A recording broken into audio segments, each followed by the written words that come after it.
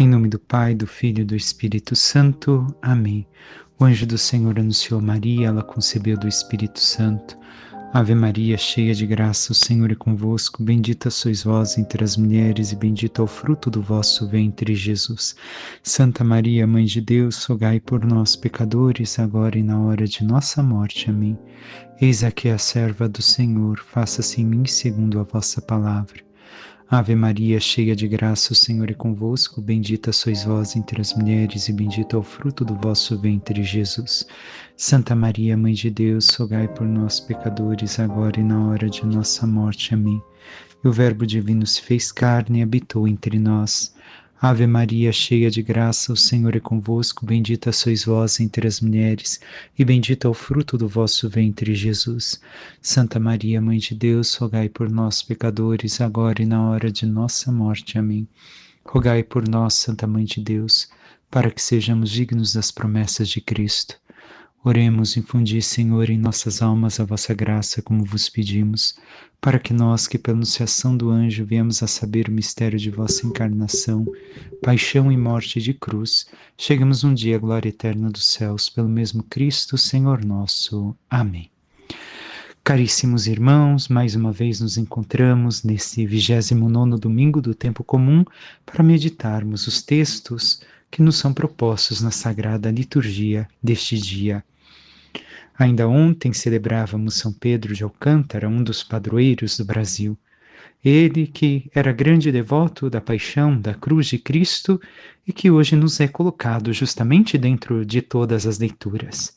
Parecemos hoje nos reencontrar na Semana Santa, no tempo da Quaresma. Mas o Senhor, o que tem a nos dizer? Recordemos, é um caminho que nós estamos fazendo. O nosso ano litúrgico é uma caminhada rumo à eternidade.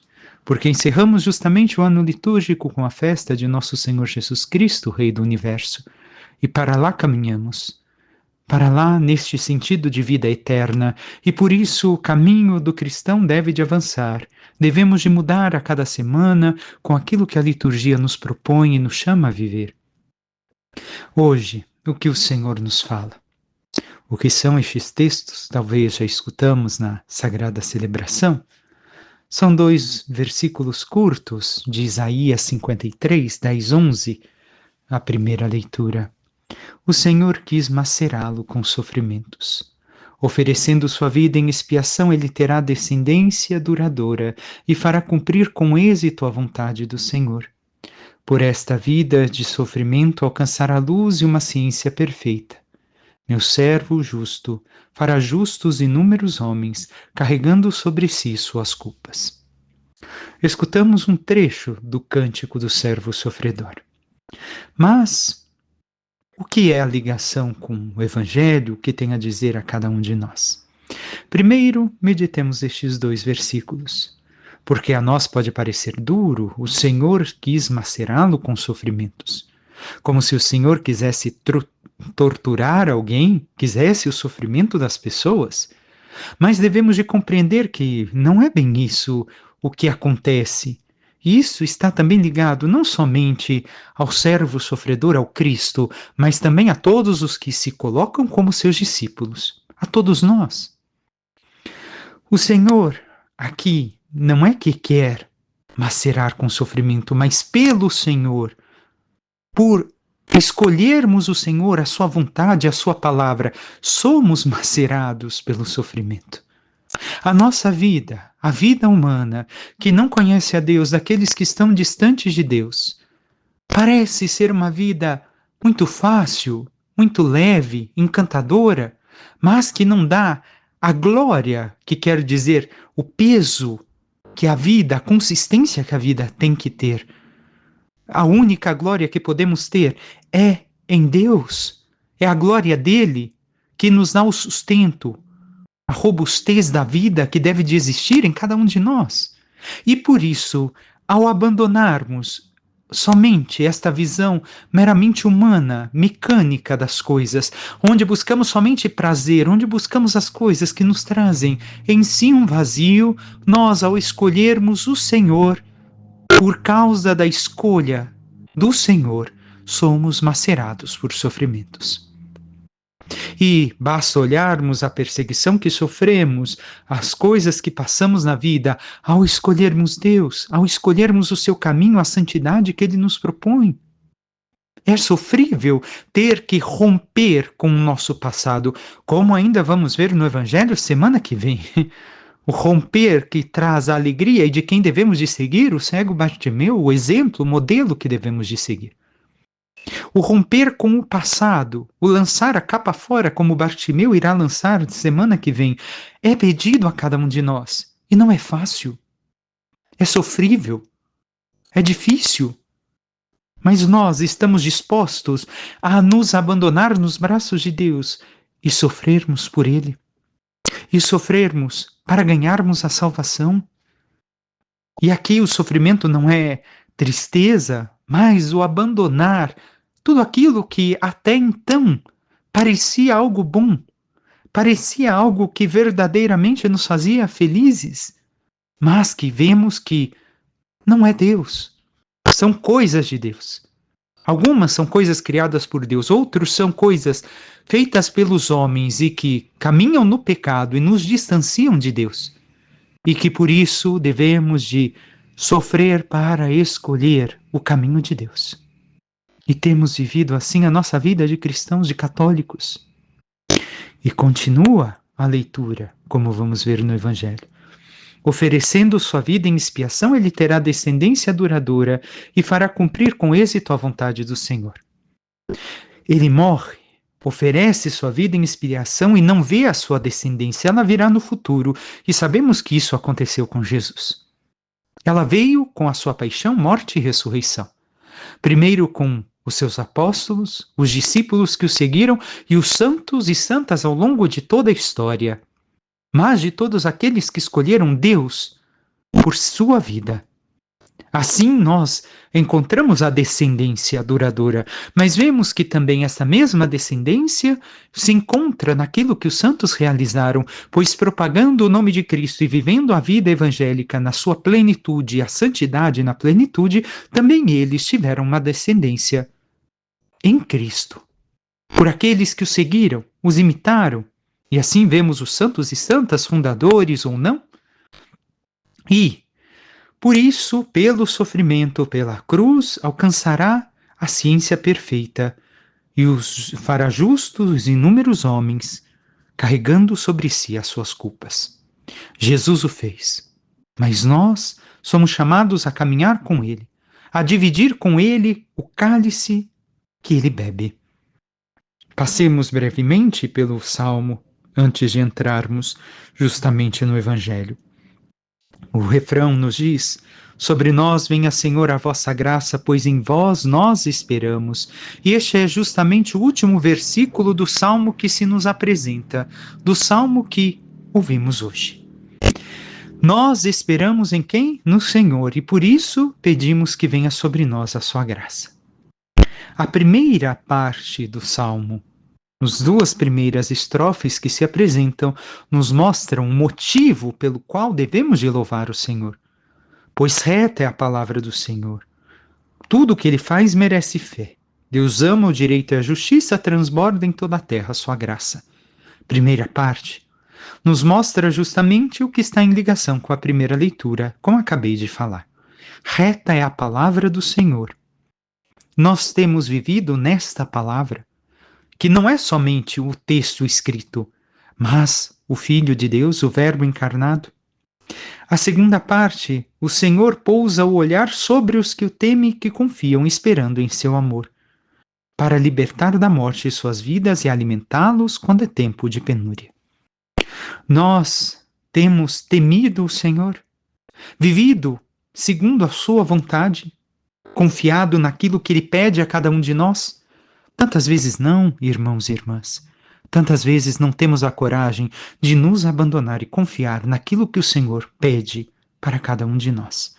E recordemos, se vivemos nesta confiança, neste temor do Senhor, nós encontramos a salvação. Nós encontramos a vida eterna. E por fim, os últimos dois versos nos mostram para o que devemos de pôr a esperança no Senhor. E que, enquanto comunidade de fé, devemos de recordar e confiar nele por causa de tudo aquilo que ele realizou em nossas vidas. Agora entremos justamente no Evangelho de hoje. Primeira coisa que devemos de ter em mente. Estamos no momento em que Jesus acabou de realizar o terceiro anúncio da paixão. Meditamos 2 anúncios. Ao longo destes domingos, a liturgia nos trouxe os 2 primeiros anúncios. O primeiro, onde Jesus anuncia Pedro, e Pedro quer passar à frente de Jesus. Pedro quer justamente colocar-se como mestre e não como discípulo. E diz: não, Senhor, este caminho então para Jerusalém não vamos tomar. O caminho do sofrimento, da dor, não, de modo algum, Senhor. E nós vemos que todo cristão tem a mesma tentação, a tentação de querer a glória sem cruz. É a eterna tentação do cristão que se apresenta mais uma vez no Evangelho de hoje. E Jesus diz justamente a Pedro: afasta-te de mim, Satanás, vai para trás de mim, porque pensas como os homens e não como Deus. O pensamento satânico não é somente o pensamento do demônio, mas também o pensamento humano, desligado da fé em Deus, desligado daquilo que Deus pede e ensina. Depois vimos o segundo anúncio da paixão, onde os evangelistas, ou melhor, os apóstolos justamente, focavam em quem seria o maior entre eles, e meditamos a longo que Jesus dizia: quem quer ser o maior, seja o menor, e colocou uma criança em seu meio. Recordamos que apenas algumas semanas atrás meditamos este texto. O terceiro anúncio da paixão, Jesus está mais uma vez fazendo a caminho de Jerusalém, mas os discípulos não querem ouvir. Desviam do discurso de Jesus, e por isso nos encontramos justamente no Evangelho de hoje, que é continuidade do terceiro anúncio da paixão. Naquele tempo, Tiago e João, filhos de Zebedeu, foram a Jesus e lhe disseram: Mestre, queremos que faça por nós o que vamos pedir. Aqui vemos uma relação trocada. É o mestre quem deve de pedir aos discípulos o que devem de fazer. Mas aqui os discípulos se sentem como mestres e querem pedir algo. E vemos também a relação trocada com Deus, que muitas vezes acontece na nossa vida. Deus tem poucos amigos na terra. Esta é a verdade. Se olharmos para nossas vidas e para toda a humanidade, aqueles que dizem ser cristãos, Deus tem poucos amigos. Por quê? Porque o verdadeiro amigo é como Abraão. Deus manda: sai da tua terra, Abraão sai. Vai e faz isso, Abraão faz. Agora separa, Abraão separa. E assim por diante, Abraão vai escutando e fazendo sem questionar a vontade de Deus. E por isso ele é também o nosso pai na fé. Assim como Maria, e vamos também colocar Maria dentro um pouco no texto, é este exemplo de fé, o modelo de fé, ao ponto de que quando Deus pede para que Abraão sacrifique seu único filho, Isaque, Abraão pega Isaque e vai sacrificá-lo. Levando justamente a faca, o punhal, para sacrificar seu filho, até as últimas consequências, Abraão confia em Deus. E Deus lhe diz: não, Abraão, agora sei que temes ao Senhor. E assim nós vemos que Deus tem poucos amigos. Porque nós não queremos sacrificar os nossos Isaques. Tudo aquilo que o Senhor Deus tantas vezes nos deu na nossa vida, nós não queremos abandonar. Não queremos nos desfazer de todas essas coisas. É difícil dizer para Deus: se quiser tirar, tira tudo, só não tira de mim a tua presença. Não quero agir de acordo com a minha carne, o meu intelecto, a minha vontade. Quero agir segundo a tua vontade, Senhor. É tão difícil para nós ter esta relação com Deus. Nós devemos de passar a ter esta relação com Ele, de confiar nele, de nos abandonar. E Maria, aqui entramos, é o exemplo e o modelo de fé. Maria não questionou o Senhor, nem quis levantar a cabeça para perguntar: Senhor, o porquê? Não, simplesmente: faça-se em mim a tua palavra. Assim realizou em Maria a plenitude da fé que nós também devemos ter. Maria só pediu para não ser tirada da presença de Deus, do amor dele. E nós chegamos a este grau de fé, a este amor tão grande por Deus?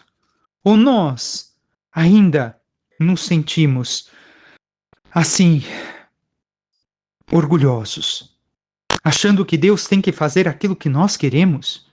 E nós vamos pedir ao Senhor: Senhor, eu quero isso, eu quero aquilo. Senhor, não, eu não vou sacrificar. O Senhor me deu isso, eu quero ir com isso para o céu. Eu quero. Não é assim que a nossa vida, a nossa relação com Deus deve ser. Mas sim, deve de ser uma relação de humildade. No céu, e diz um santo, nós veremos que nem todos são doutores da igreja, nem todos são mártires, nem todos são virgens, nem todos são aquilo que nós pensávamos em grau de intelecto. Porém, nós não encontraremos no céu um que não seja humilde. E como está a nossa humildade? Em querer fazer a vontade de Deus. E vemos aqui, com aquilo que segue, algo mais. Ele perguntou: o que quereis que eu vos faça? E eles responderam. Nós aqui vemos uma sutileza que diz Santo Agostinho na pergunta de Jesus. Nós vemos a sutileza de que Jesus questiona, mas que sabe que eles não vão poder realizar aquilo que Jesus vai propor. E eles responderam: deixa-nos sentar um à tua direita e outro à tua esquerda quando estiveres na tua glória. Vemos aqui que eles não compreenderam nada do que Jesus havia dito e estava dizendo no caminho sobre a sua paixão. Vemos aqui justamente eles pedirem para fazer carreira. Querem fazer carreira como tantos, infelizmente, querem fazer na igreja, em todos os níveis, do menor ao maior. Tantas pessoas ainda não compreenderam. Jesus esteve com ele 3 anos, anunciou 3 vezes a sua paixão e ainda não compreenderam. Então, por isso, não se canse, meu irmão e minha irmã, quando questionar tantas vezes as mesmas coisas, em especial a cruz. Porque se os discípulos não entenderam 3 vezes que Jesus falou, em 3 anos que Jesus ensinou, eu e você ainda estamos em fase de entendimento. Ainda não compreendemos tudo aquilo que o Senhor pede de nós. Devemos de sair da lógica mundana e entrar na dinâmica da fé. E devemos de ver que muitas vezes a lógica mundana pode se insinuar também na fé. Não devemos de querer ter cargos, funções dentro da igreja, querer aparecer, quero fazer leitura em tal dia, fazer isso aquele dia, quero cantar em tal missa, ou isso ou aquilo. Não, não, não, não. Não é isso que o Senhor pede para nós. Não devemos de ter essa lógica mundana. E Jesus vai mostrar ao longo do Evangelho o que Ele quer de cada um de nós. Nós devemos de ser como Ele. E o que nós temos feito? Como nós temos vivido? Como Ele? Seguindo Ele? Ou temos sido, muitas vezes, diferentes, indiferentes à proposta de Jesus? Continuemos o texto. Jesus então lhes responde: vós não sabeis o que pedis. Por acaso podeis beber o cálice que eu vou beber? Podeis ser batizados com o batismo com que eu vou ser batizado? Quanto, e continua o Senhor, mas não depende de mim conceder o lugar à minha direita ou à minha esquerda, é para aqueles a quem foi reservado. E eles responderam a Jesus, melhor, eu já adiantei o texto. Eles responderam a Jesus: podemos. Aqui está a sutileza de Jesus, diz Santo Agostinho. Jesus pergunta, mas sabendo que eles não podem, vocês não conseguem beber o cálice. Vocês não estão preparados. Mas ele incentiva que bebam o cálice. Incentiva que eles vivam esse batismo. Jesus não desincentiva eles a fazer isso. E devemos de ver aqui uma coisa que querem os discípulos e que muitas vezes queremos também nós. Todos queremos ir para o céu no triunfo, vencendo, prosperando em todas as áreas da vida, com todas as áreas da vida funcionando, em pleno contentamento humano. Quando vemos a cruz, nos deprimimos, desanimamos. Olhamos para tudo e ficamos abatidos, e não temos a fibra necessária para abraçar a cruz. Como os discípulos, que agora estão dizendo, e que logo depois, como bem sabemos diante da cruz, vão fugir todos, não sobrará um ao lado de Cristo na cruz, a não ser João, o discípulo amado. Não tiveram fibra. Nós queremos este triunfo, esta vida humana, de forma vencedora, próspera, em todas as áreas, mas devemos de reconhecer que chegará também a nós a cruz. A cruz nos será proposta se somos discípulos, se somos seguidores de Jesus. Se queremos sê-lo, estamos preparados para abraçar esta cruz. Temos criado fibra. Temos permitido, como disse ainda há pouco, que o Senhor nos retire tudo e volte conosco no começo, onde estávamos só eu e Ele, onde não resta mais nada, nenhum dos penduricalhos que colocamos na nossa vida, nenhuma dos acessórios que vamos colocando aqui e acolá dentro de nossa vida e da nossa existência. Estamos preparados para este momento da cruz? Não há ressurreição sem cruz. E devemos de compreender que devemos de morrer muitas vezes ao longo da vida com a cruz, antes de morrer verdadeiramente e ir para o céu. Se nós não morrermos ao longo de nossa vida para nós mesmos, para tudo aquilo que desejamos, nós não entraremos no céu. Devemos de recordar que passaremos por frustrações muitas vezes na vida para servir a Deus. Os santos, basta olhar. Primeiramente, perseguição, depois perseguição dos irmãos de comunidade, depois perseguição do povo, quando não, calúnias, difamações, demônio, etc, etc, etc. Quantas coisas passaram para servir a Deus, uma após a outra. Não foi uma vida de felicidade nesta terra. E ainda um sacerdote que diz, dando o exemplo para nossas vidas, em especial dos jovens, se os jovens deixassem de ir para as festas, as baladas, e fossem justamente visitar os enfermos, encontrariam a plenitude da sua vida. E nós? Temos suportado todas as frustrações por causa do Senhor?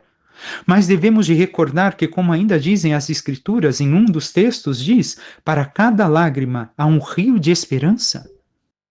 Então devemos de ter esta certeza que o Senhor é imutável e que nós permaneceremos nele, que é estável, imutável, e continuaremos com ele, fortes, e venceremos nele. Recordemos, o Senhor chamou não somente aos dois, que estavam ali, dividiram momentos sublimes com Pedro, momentos importantes de Jesus, mas está dizendo a cada um de nós. O problema é que nós temos diante de nós uma doença do medo de nos tornarmos o segundo. Queremos ser o primeiro. E não é isso que devemos de ser. Devemos de ser justamente o último, como encerraremos na meditação do Evangelho. E ainda mais algumas coisas a serem vistas. O cálice. O que é o cálice? É dividir o mesmo destino. Podeis dividir o destino que eu vou tomar, que eu vou ter? Nós também somos chamados por Jesus a dividir o mesmo destino que ele teve, não somente a glória. Recordo uma vez mais, para chegarmos à glória da ressurreição é necessário de morrer na cruz. Se não fazemos isso, queremos uma glória, um triunfo sem sofrimento? É impossível. Devemos de recordar que todos os discípulos que querem ser verdadeiramente seguidores de Cristo devem de beber o cálice. Como vão se beber depois os apóstolos, após a ressurreição do Senhor? E aqui o cálice, para eles, para os judeus, exprime a dor. Mas o batismo é o quê? Um afundar. Um nadar profundamente, um morrer, um afrontar até o fim. Nós estamos preparados a afrontar até o fim aquilo que o Senhor nos propõe e nos chama a viver, a vida que Ele nos chama a viver na santidade que Ele espera de cada um de nós, com Ele, unidos a Ele. Ou estamos abandonando nas primeiras dificuldades e voltando ao caminho errado de nossas vidas ou ao nosso egoísmo? Agora sim, continuemos com aquilo que havia lido anteriormente. Eles responderam: podemos. E ele lhes disse: vós bebereis o cálice que eu devo beber e sereis batizados com o batismo com que eu devo ser batizado. Mas não depende de mim conceder o lugar à minha direita ou à minha esquerda. É para aqueles a quem foi reservado. Nós bem sabemos que, em outra parte, Jesus diz aqueles a quem o Pai reservou. Por quê? Porque quanto mais próximos à imagem de Cristo, o Pai dignifica na glória eterna. Mas devemos de compreender aqui algumas coisas também para a nossa vida. O Senhor nos diz que nós beberemos o mesmo cálice e seremos batizados com o mesmo batismo. Devemos de compreender que deveria de ser uma oração para cada um de nós. Obrigado, Senhor, porque eu sou um derrotado. O Senhor está vencendo, triunfando todo dia na minha vida. É o Senhor quem deve de triunfar. Nós devemos de perder. E perdendo para o Senhor, nós ganhamos na vida eterna, construímos a glória dos céus que o Senhor reservou para nós, para aqueles que participam dele. E devemos de compreender que todos os sofrimentos nós estamos bebendo o mesmo cálice de Cristo e participando do mesmo destino de Cristo, do mesmo batismo. O Senhor não nos abandona, ele continua conosco. E Jesus aqui não promete um posto aos seus amigos, como eles pediram, aos seus amigos e seguidores. Ao contrário, ele pede o sacrifício, a aceitação da prova e da cruz e a capacidade de doar-se pela causa do Evangelho, escolhendo servir ao invés de comandar. Nós estamos dispostos a viver para o céu, a sermos derrotados por Deus para ganharmos o céu e a reconhecer que em tudo o que passamos, se estamos unidos a Cristo, buscando aquilo que Cristo quer de nós, Ele está sofrendo conosco, estamos bebendo do mesmo cálice e participando do mesmo batismo de Cristo? Ou temos vivido de forma a querer uma vida triunfal, distante de tudo isso? Ai, Padre, mas a dor, o sofrimento... Assim foi o destino de todos os santos, de todos os que estão nos céus. E se nós queremos os céus, também passaremos por isso. A cruz não é exceção, é regra para chegar ao céu. A cruz é regra a todos nós. O desafio de abandonar nossa mentalidade, nossos sonhos, nossos projetos para encontrarmos aquilo que Deus nos pede, para vivermos aquilo que Deus nos ensina. E devemos de compreender também que não se reza para ter mais, mas se reza para ser transformado. E nós temos pedido a Deus para sermos transformados em nossa vida. Ou temos rezado somente para pedir as coisas, para pedir mais coisas. Rezemos, peçamos de ser transformados, mudados, quebrados, nos transformemos realmente em pessoas humildes, em pessoas que vivem a graça de Deus e que vivem o que o Senhor pede. O problema é aprender aquilo que Deus quer e não o que eu acho que é o melhor, o que eu acho que é certo, o que eu creio ser o certo. É aprender aquilo que o Senhor quer nos ensinar, viver como Jesus nos ensina e conforme a igreja nos pede, e não aquilo que eu acho correto. Tirar a mentalidade de que a vida humana e a vida espiritual estão paralelas em todos os sentidos? Não estão. Muitas pessoas acham que os pecados são aquilo que estão na lei física, na lei civil, e não é bem assim. O pecado é ultrapassar, ou melhor, não cumprir os mandamentos e ensinamentos de Deus. E muitas vezes diferem as coisas da lei civil e da vida civil daquilo que é a vida da graça. E nós estamos procurando aprender aquilo que Deus quer de nós? Continuemos o texto do Evangelho. Quando os outros 10 discípulos ouviram isso, indignaram-se com Tiago e João. Jesus os chamou e disse: os outros 10 se indignaram por quê?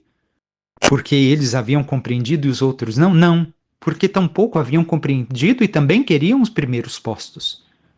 Nós, caríssimos irmãos, devemos de ver aqui, mais uma vez, humildade. Humildade, nos colocarmos a serviço de Deus e do próximo. Devemos de planejar as coisas diante da cruz e não planejar o poder, o reconhecimento, os aplausos. Isso não deve de ser para nós. Não devemos de querer aquilo que os outros têm, de querermos ser igual aos demais em questão de alguma autoridade dentro da igreja, algum cargo que faz. Não. Simplesmente realizar o projeto de Deus para nós e realizarmos o ministério ao qual Deus nos chamou com humildade. É isso que devemos de fazer. E não ficar com ciúmes, inveja, porque infelizmente tem. E tem muita gente que não compreende. Ainda esta semana, um dos evangelhos desta semana, falava o texto e os mestres da lei diziam: assim, Senhor, o Senhor ultraja também a nós, pois bem, ai de vós, mestres da lei. Infelizmente, existe muita gente assim na igreja, que acha que não, eu estou certo, eu estou correto, mas isso que o padre me falou está me ultrajando. Pois é, porque talvez o caminho não seja o correto. Eu devo de me questionar, eu me questiono enquanto padre Rafael, enquanto sacerdote. Todos devemos de nos questionar se estamos no caminho de realizar a vontade de Deus, de compreender a vontade dele. Questionemo-nos. Quantas pessoas se cansam de ouvir aquilo que o padre fala, não porque somente é longo, mas porque me toca, mexe comigo e eu não quero mover uma palha da minha vida. Está bom do jeito que está, o cargo que eu tenho, aquilo que eu faço? Caríssimos, estamos como os 10 discípulos indignados e queremos manter a nossa vida. Sacrifica o teu Isaque mais uma vez. Tenha coragem de viver a vontade de Deus. E continua, o que disse Jesus? Vós sabeis que os chefes das nações as oprimem e os grandes as tiranizam. Mas entre vós não deve de ser assim. Quem quiser ser grande, seja vosso servo. E quem quiser ser o primeiro, seja o escravo de todos. Porque o Filho do Homem não veio para ser servido, mas para servir e dar a sua vida como resgate para muitos. Aqui, Jesus nos diz que devemos de ser os últimos. E isto também significa deixar o nosso próprio lugar para Deus, a Deus, para que Deus haja em cada um de nós. E a graça de estar ali na presença de Deus, olhar, rezar e ficar estupefato daquilo que Deus realiza, de quem Deus é, de estarmos em união com Ele. É isso que devemos de compreender, de sermos como Maria, de Marta e Maria. É Deus que deve de tomar o lugar da minha vida e não eu tomar o protagonismo somente sozinho da minha vida. Não, eu sei, eu vou fazer isso, eu vou chegar lá, eu quero isso aqui. Não. Não é isso que devemos de fazer, irmãos e irmãs. Mas sim dar até mesmo o nosso lugar para Deus, para que Ele comande, para que Ele tenha o protagonismo em nós e nos conduza na vida batismal que nós recebemos. E nós, assim temos vivido como realmente quem se coloca em último lugar, como servo de todos, como Jesus serviu a todos, doando a nossa vida. Escolhemos o serviço ou escolhemos o comando? O sermos superiores para os demais.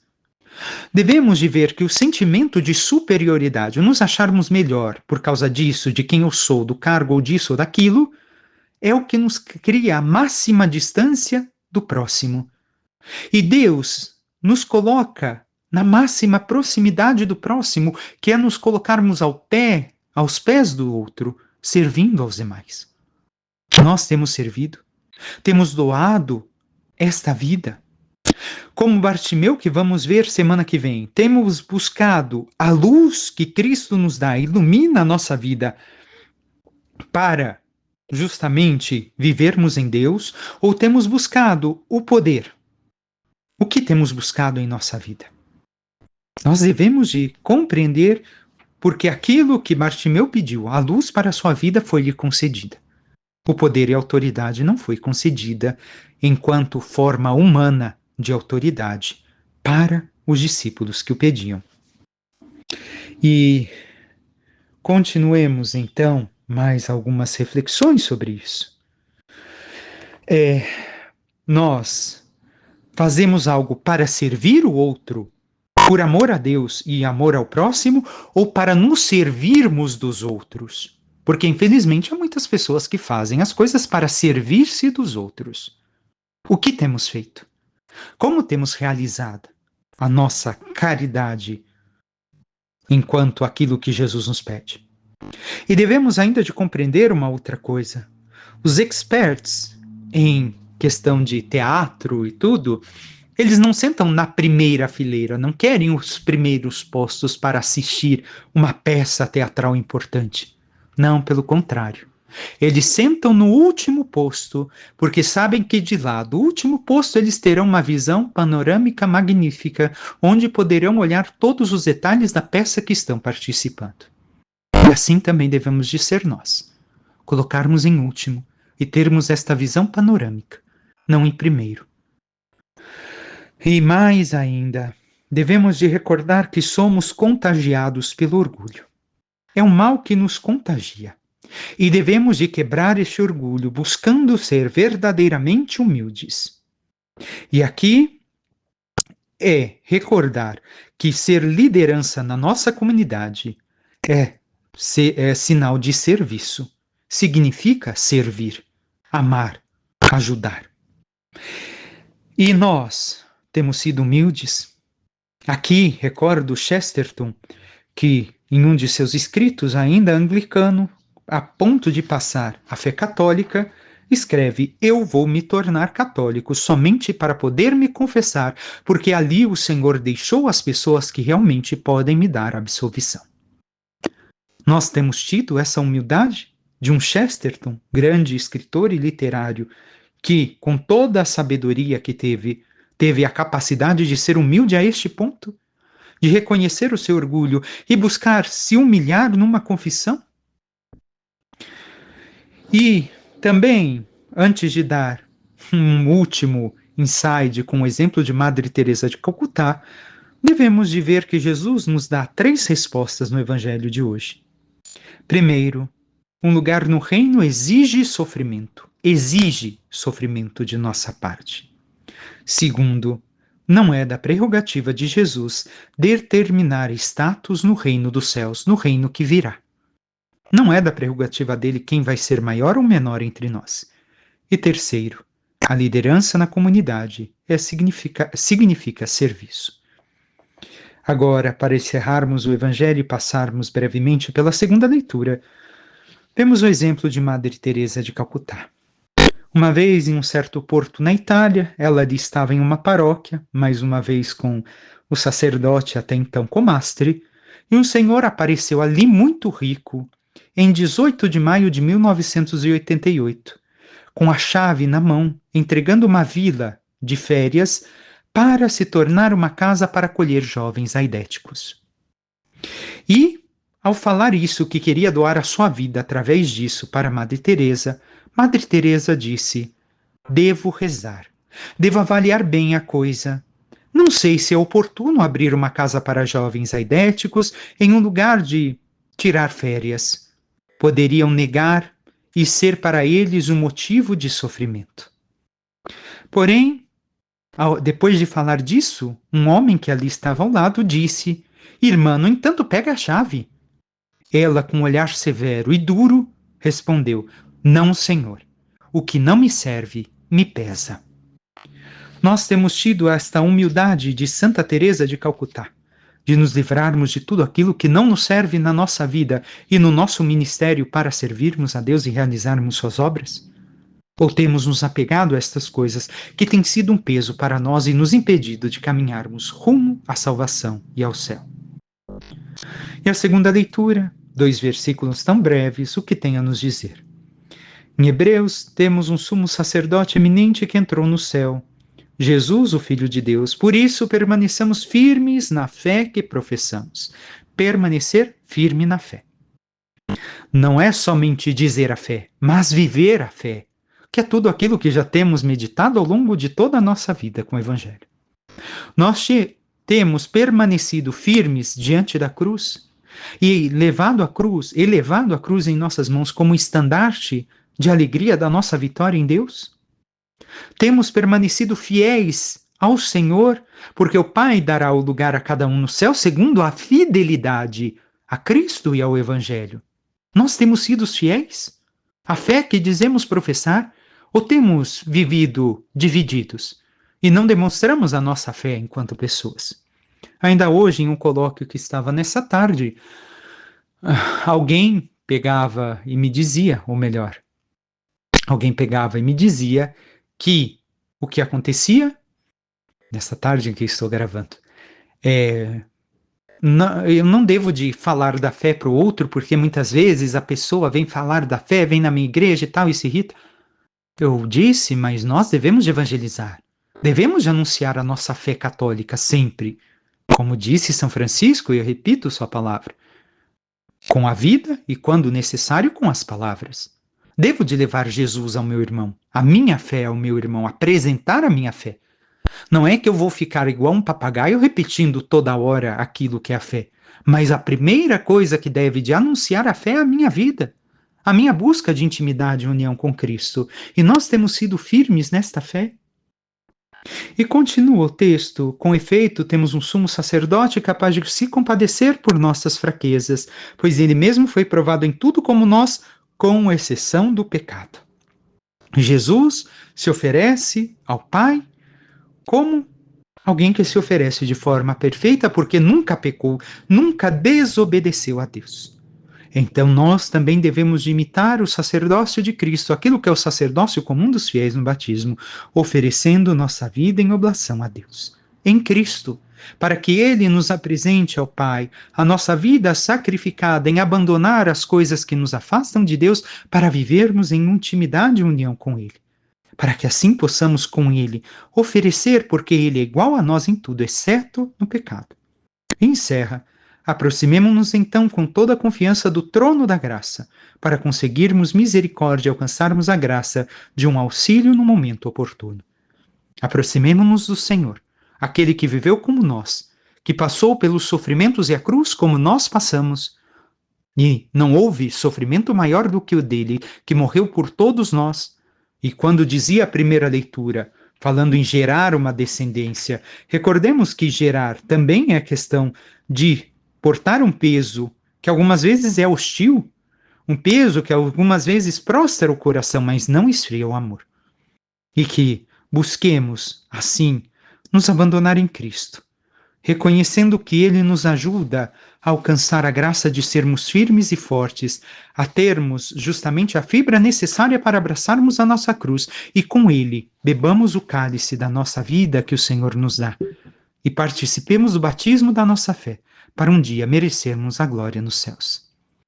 Peçamos à Santíssima Virgem Maria, nossa Mãe, aquela que ofereceu-se inteiramente com seu Filho aos pés de sua cruz, entregando-se inteiramente a Deus, sendo-lhe plenamente obediente, que interceda por nós e nos ensine a sermos os últimos, a sermos os servos de Deus e dos irmãos, vivendo uma vida de humildade, vivendo aquilo que o Senhor quer de cada um de nós e não o que nós achamos, para que assim, identificando cada vez mais a nossa vida, a santidade que Deus espera de cada um de nós, possamos um dia merecer a glória dos céus. Louvado seja o nosso Senhor Jesus Cristo, para que sempre seja louvado. Que Deus os abençoe em nome do Pai, e do Filho, e do Espírito Santo. Amém. Uma santa e abençoada semana a todos, e até logo.